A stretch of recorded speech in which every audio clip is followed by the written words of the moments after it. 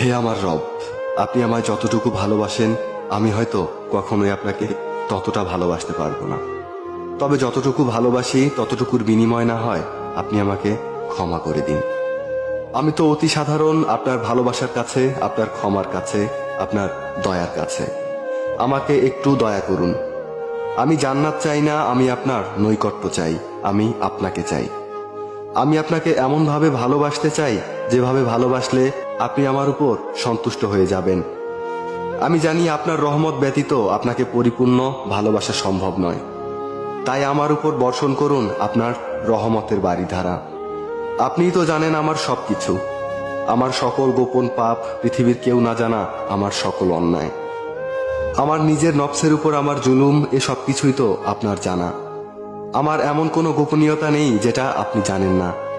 তাই তো আমি একমাত্র আপনারই প্রার্থনা করি।